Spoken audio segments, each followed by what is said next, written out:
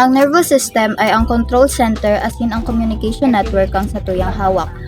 Ini ang nagdedirekta kang mga function kang sa tuyang mga organs as in system sa hawak. Nagtatabang din ini para ma-interpret ta kung ano ang mga pagbabago na nangyayari sa panluwas na estado kang hawak ta. Importance of nervous system. Inot, control, and coordination. Kabali sa control and coordination ang paghiro. Ang nervous system ta, nag-aalaw siya para makahiro kita. Sunod ay ang sensation. Ang nervous system ang nag-aalaw para makamati kita ning touch, makatana, makaparong, makahiling, asin makadangog kita. Sunod ay ang internal regulations. Tigre-regulate kani ang mga importanteng functions arog kang sa tuyang paghangos, ang heart rate, ang temperature kang hawak ta, asin ang digestions. Tigpapanatili kang nervous system na stable, asin tigsisigurado niya na nagpa-functioning tama ang sa tuyang mga internal organs. Sunod ay ang thinking and learning. So, yung nervous system ta, responsable siya para sa tuyang mga naiisipan, mga memories, mga emosyon, asin ang sa tuyang personality. Tiga-alaw kang nervous system na kita makanood, makasolve ning mga problema, asin makagibo ning mga desisyon. Sunod ay ang response to stimuli. So, yung nervous system ta, nagtatabang siya para sa makaskas asin automatic na pagresponde sa stimuli. Halimbawa, pag nakakapot kita sa mainit na bagay, automatic tigahali tatulos yung kamot ta. So, nagtatabang ini para maprotektahan kita sa anuman na makakakulog sa tuya. Sunod ay adaptive behavior. Yung nervous system, nagtatabang siya para maka-adapt kita sa mga pagbabago sa satuyang environments. Sunod naman ay ang maintaining homeostasis. So, yung nervous system ay responsable para sa pag-maintain kang stable na internal environment kang hawak ta. Kabali digdi ang pag-regulate kang sa tuyang temperature, blood sugar, asin fluid balance. So, importante ini kasi tiga-alaw ka ni na ma-perceive ta yung palibot ta, makapag-interact, asin ma-maintain ang internal balance. So, kung mayo yung nervous system ta, pwedeng dai kita makahiro, dai makaisip, dai makamate, and daig din kita makakasurvive. CNS o Central Nervous System. Sa Central Nervous System, makukuha ang satuyang brain asin spinal cord. Kabos na namamatian or sensations asin pagbabago sa panluwas na parte kang hawak ta ay dapat maipadara hali sa satuyang receptors asin mga sense organs pasiring sa CNS para ma-interpret ito kang CNS. Thus, if kaipuhan, magiboning action yung CNS. Sunod naman ay ang PNS o Peripheral Nervous System. So, yung Peripheral Nervous Systems naman, duman man makukuha yung mga nerves na nagkokonekta sa brain tapos spinal cord pasiring sa mga sensory receptors, muscles, asin mga glands. Afferent peripheral system. Ang afferent peripheral systems ay binubuo siya kang afferent or sensory neurons na nagko-convey kang information poon sa receptors sa peripheral part of the body pasiring sa brain and spinal cord. So, yung efferent peripheral system naman, binubuo kang efferent or motor neurons na nagko-convey naman kang information poon sa utak pasiring sa muscles and glands. So, subcategories of efferent somatic nervous system. So, yung somatic nervous system ang nagko-conduct kang impulses hali sa utak and spinal cord pasiring sa skeletal muscles na nagkukos para kita mag-respond or mag-react sa changes sa tuyang external environment. So next is ang autonomic nervous system. So ini naman ang nagko-conduct kang impulses poon sa utak and spinal cords pasiring sa tuyang smooth muscle tissues. So yung ANS ay considered siya as involuntary.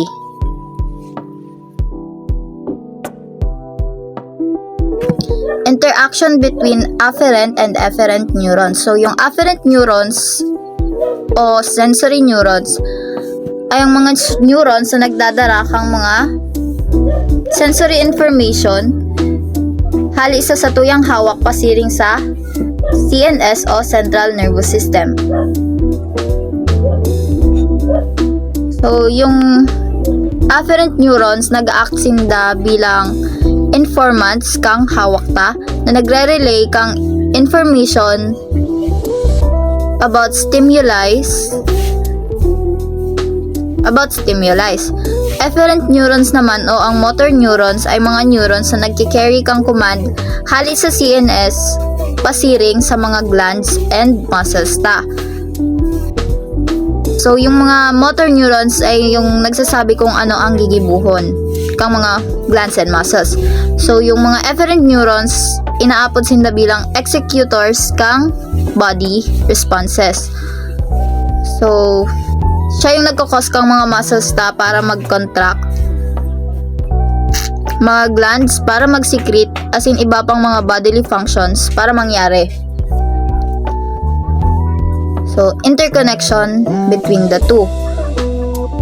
So yung susi sa interconnection nindang duwa ay makukaa sa central nervous system kung saan yung duwa afferent neurons and efferent neurons nag-interact. So ini yung process kung paano sila mag-interact. So number 1 is sensory input. Yung mga afferent neurons nagtatransmit ng sensory informations pasiring sa CNS.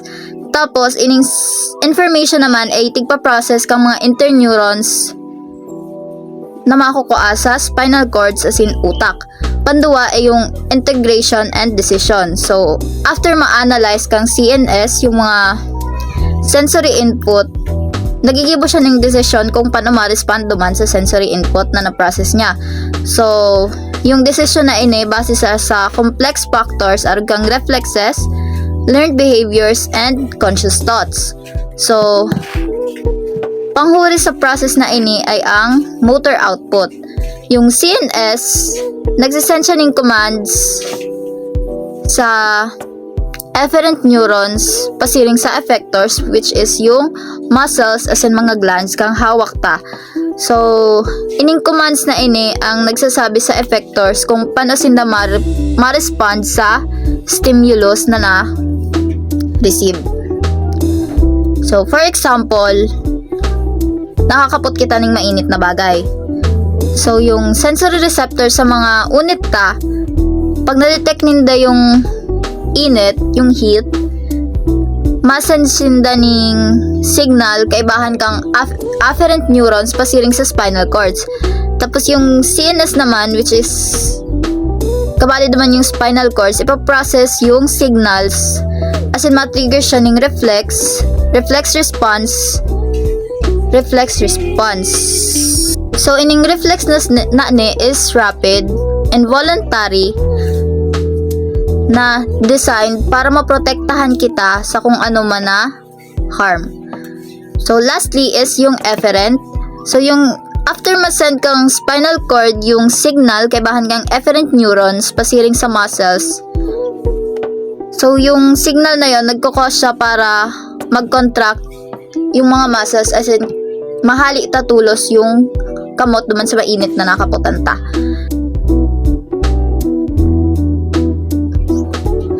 Impulse transmission. Ang impulse transmission ay ang process kung saan yung mga signals nagta-travel siya kaibahan kang mga neurons So, ini yung basic building blocks kang nervous system. So, paano ba siya nag-work? So, ini.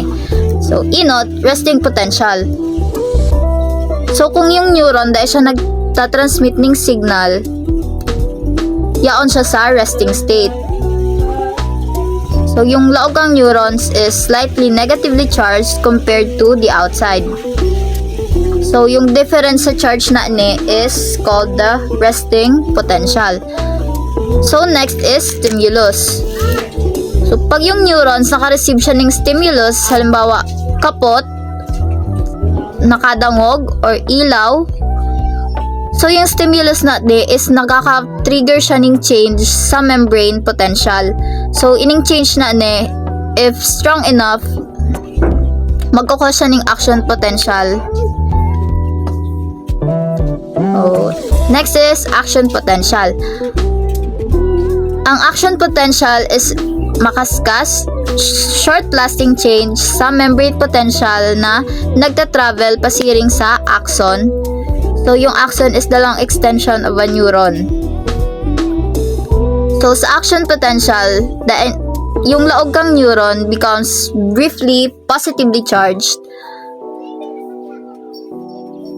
So, ining change na ni is caused by the opening and closing of ion channels na nag-aalaw sa sodium and potassium ions to flow across the membrane. Next is synaptic transmission. So, pag yung action potential nakaabot siya duman sa dulo kang axon, nagtitrigger siyang mag-release ng neurotransmitters. So, yung neurotransmitters is chemical messengers that carry the signal across the synapse, the tiny gap between neurons.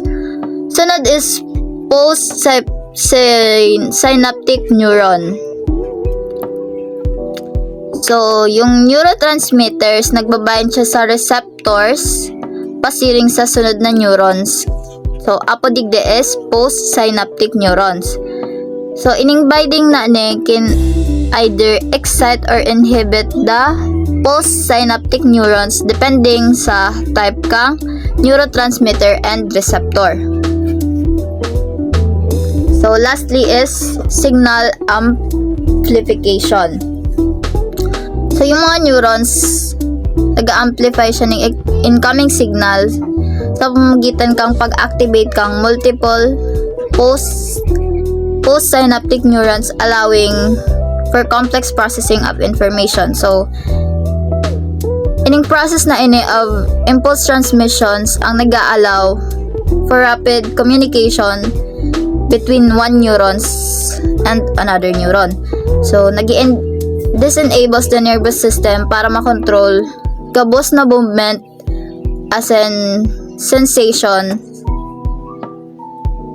pasiring sa thought and emotion.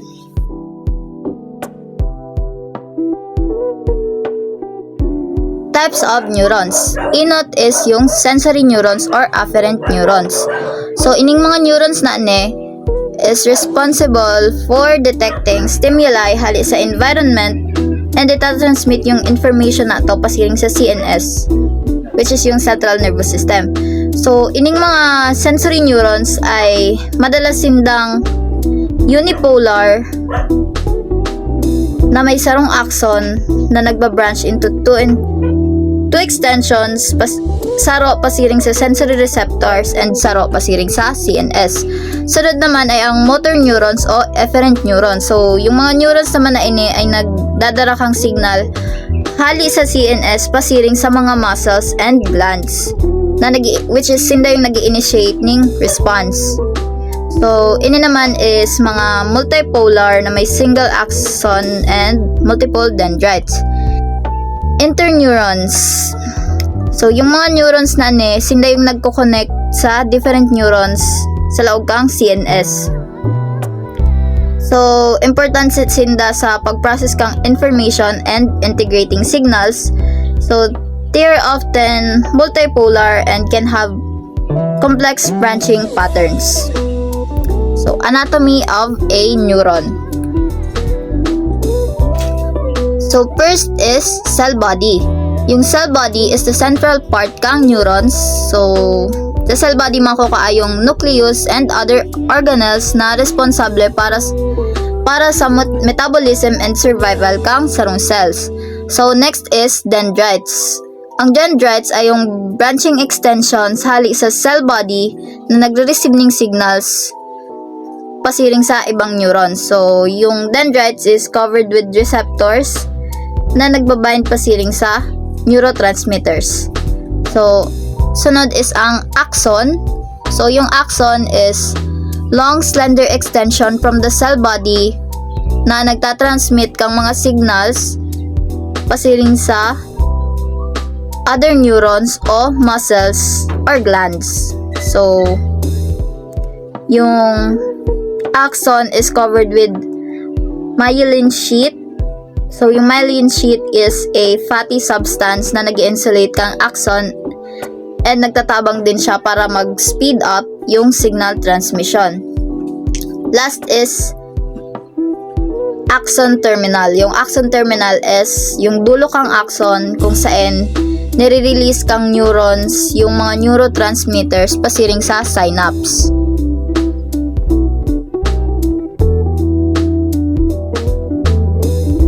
Parts and function of the brain. So yung brain is siya yung responsable para sa pag-process kang mga impormasyon, nagko-control kang behavior, as in nagko-coordinate kang mga bodily functions. So yung brain is divided into several regions na may iba't ibang functions. So first is cerebrum. Yung cerebrum is yung pinakadakula na parte kang utak.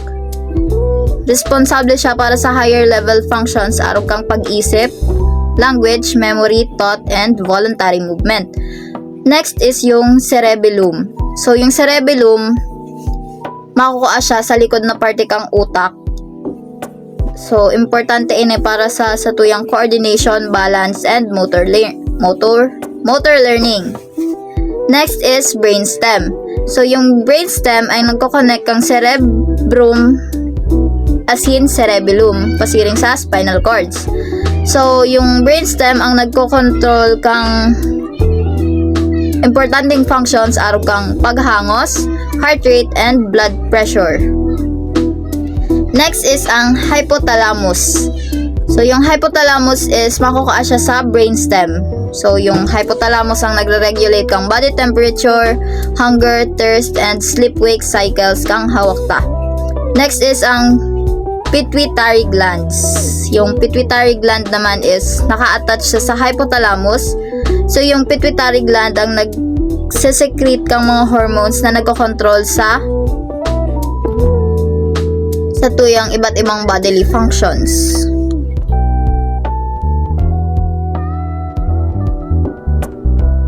Considerations para sa healthy nervous system. So, inot is yung mga vitamins. So, first naman is mga B vitamins. Arog kang B1, thiamine, B6, pyridoxine, and B12 which is cobalamin.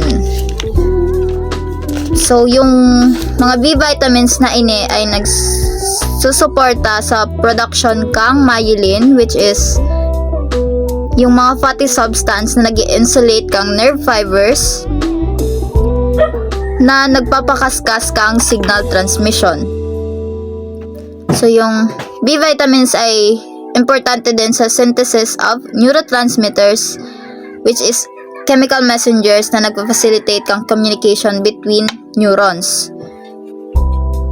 So yung B1 which is yung thiamines, makukuha siya sa whole grains, legumes, pork, fish, and B1 is essential for energy production sa nerve cells. B6 naman, pyridoxine, makukuha siya sa tuna, pork, potatoes, avocados, and dairy products.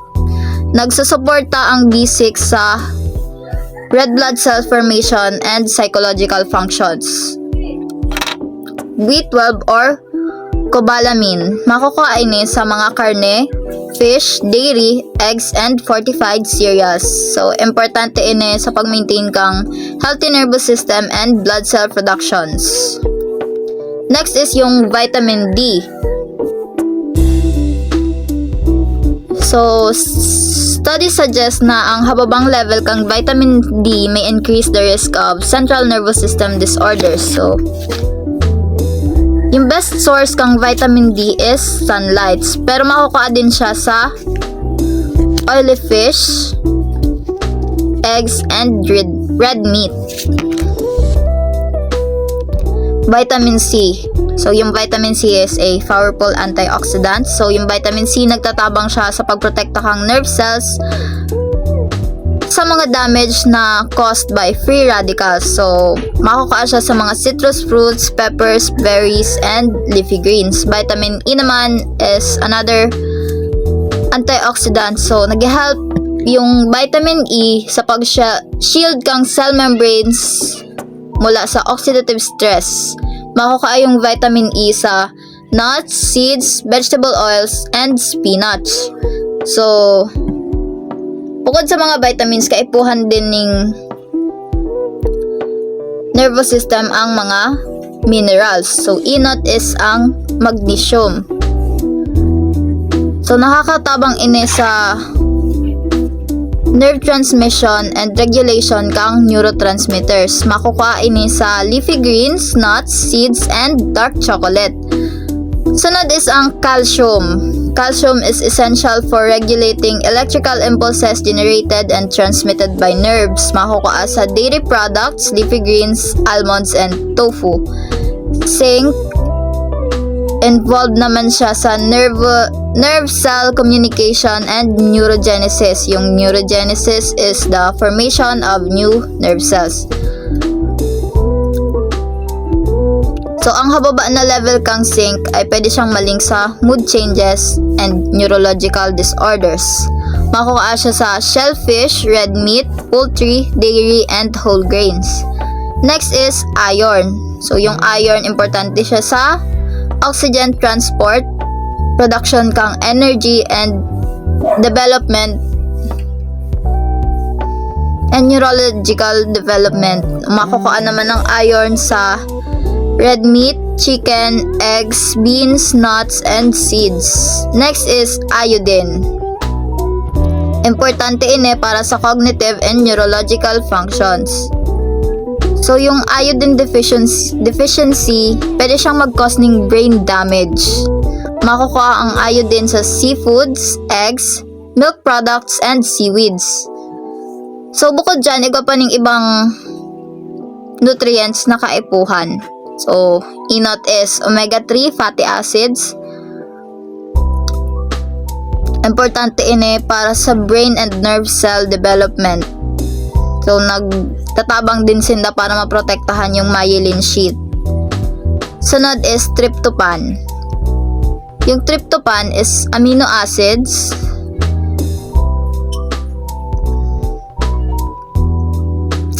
So, yung tryptophan is a precursor to serotonin.